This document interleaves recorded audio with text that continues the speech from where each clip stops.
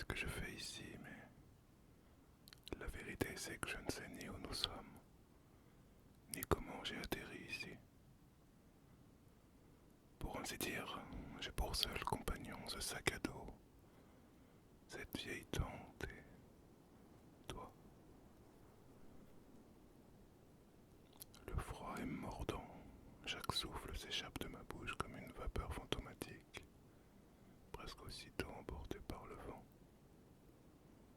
Je sens mon cœur battre très fort dans ma poitrine, non pas de peur, mais d'effort. Je suis à bout de souffle et pourtant je dois continuer à bouger. Dans ces conditions, le mouvement, c'est la vie, pas vrai? Je vois les arbres autour de moi se courber sous le poids de la neige. Leurs branches forment une sorte de tunnel naturel. Peut-être que si je suis ce tunnel là-bas, un peu plus loin, je pourrais trouver un endroit plus protégé. C'est étrange, mais au loin, au sommet d'une butte, j'arrive à distinguer une haute volute de fumée. Quelque chose brûle là-bas. Mais ce serait une folie de me mettre en route vers cet endroit tant il semble loin. Plus tard peut-être. Je scrute l'horizon, mes yeux plissés contre les rafales de vent. Mais dans cet environnement tout semble identique. Une étendue d'arbres et de neige sans fin. Mais attends, là-bas, une grande roche. Pas une grotte, mais une roche suffisamment haute pour faire un abri naturel. Ça pourrait suffire pour me couper du vent, tu ne crois pas? En m'approchant du petit abri naturel que j'avais perçu, je me rends compte que le sol est un peu plus ferme ici. Moins de poudreuse. Parfait. C'est ici qu'on va s'arrêter et installer la tente. C'est étrange. Je commence déjà à dire on, alors que je suis seul. Mais j'imagine que de penser à mes côtés m'aide à trouver de la force. Une fois arrivé en bas de l'immense rocher, je pose mon sac. Mes doigts engourdis fouillent à l'intérieur. Une bâche, légère, enroulée autour d'une tente. Je crois que c'est l'endroit idéal. J'installe la tente en m'aidant d'un arbre, fixant les coins avec des branches lourdes. Le vent siffle toujours, mais cette barrière fragile coupe une partie de son souffle glacial. Je m'assois enfin dans mon abri de fortune, protégé du vent par la toile et par le promontoire rocheux servant d'abri naturel. J'ai dépensé beaucoup d'énergie pour monter la tente. Ce n'est pas grand-chose, mais ici j'ai l'impression d'avoir créé un refuge. Comme un petit espace à moi, loin de l'immensité blanche et du froid glacial. Et comme je n'ai aucun souvenir de la manière dont je suis arrivé là, ni même d'où nous sommes, ce petit refuge est tout ce que j'ai. Je prends un moment pour souffler et écouter. Le vent, le craquement des branches, ma propre respiration.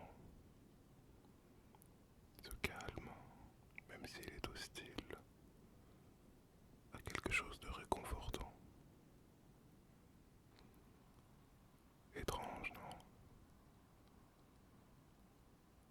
Dans cette solitude, dans ce froid, j'ai l'impression de trouver une certaine paix. Mais la nuit approche, et je ne peux pas rester immobile trop longtemps. Le froid s'insinue comme un serpent patient, attendant de fondre sur sa proie quand elle s'y attend le moins. Il faut que je continue, pour survivre. Le froid mord mes joues, mes doigts sont presque rigides malgré mes gants. Pourtant je dois trouver du bois. Sans feu je n'aurai aucune chance. Mon souffle est court et chaque inspiration semble brûler mes poumons, mais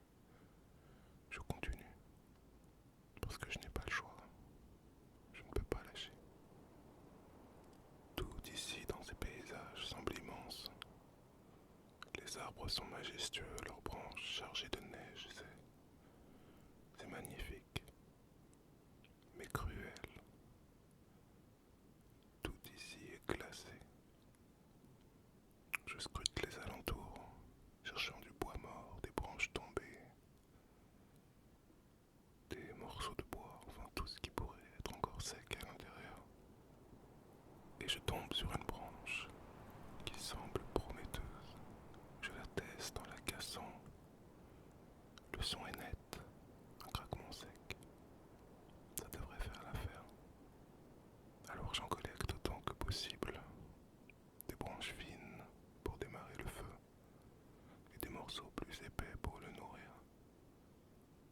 Chaque pas est une lutte. La neige s'accroche à mes bottes, alourdissant mes mouvements.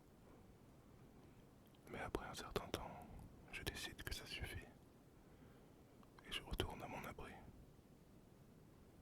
Le vent souffle toujours, mais ici, il est un peu moins fort. Je pose le bois et je m'agenouille dans la neige. Maintenant l'étape délicate, allumer un feu. J'ai une petite boîte d'allumettes dans mon sac, une dizaine, pas plus. Alors, ce serait bien que je réussisse du premier coup.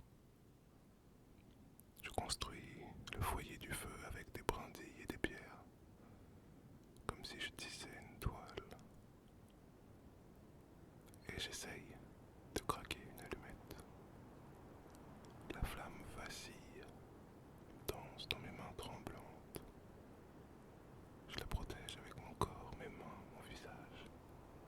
Je donne toute ma personne pour lui offrir un abri contre le vent. Et je l'approche du petit bois. Et la flamme prend, lentement, mais elle prend. Une brindille s'enflamme, puis une autre, puis une autre, puis une autre, puis une autre. Le feu grandit, timidement d'abord, puis avec confiance. Je rajoute des branches plus épaisses, une à une. Le crépitement est presque hypnotisant. La chaleur, elle est douce, presque irréelle après ce froid mordant qui m'a accompagné toute la journée. Mes mains s'approchent des flammes et la sensation, elle est à la fois douloureuse et réconfortante. Ce petit feu, c'est ma survie. Il me rappelle qu'un peu de lumière, même fragile, peut faire toute la différence dans l'obscurité glaciale. Alors je m'y réfugie. Les doigts encore engourdis par le froid, j'attrape mon sac à dos. Mon seul lien avec une quelconque préparation, survie ou planification repose devant moi. Je l'ouvre avec précaution, en tirant sur la fermeture qui résiste un peu rigide sous la glace accumulée. Je suis partagé entre la déception et le réconfort en découvrant qu'à l'intérieur il y a peu de choses. Conscient quand même que chacune d'entre elles peut peser lourd dans ma survie. Une petite boîte d'allumettes, fragile face aux éléments. Je la serre dans ma paume comme si elle contenait un trésor inestimable. Il y a aussi une couverture de survie orange, légère comme une plume, mais indispensable face à ce froid implacable. Je la déplie légèrement pour vérifier qu'elle n'est pas déchirée.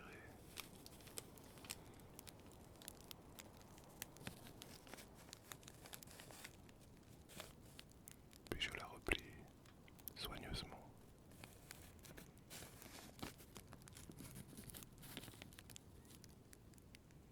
Il y a aussi quelques outils de randonnée, des jumelles et une boussole, et une petite lampe torche dont la batterie est déjà à moitié déchargée.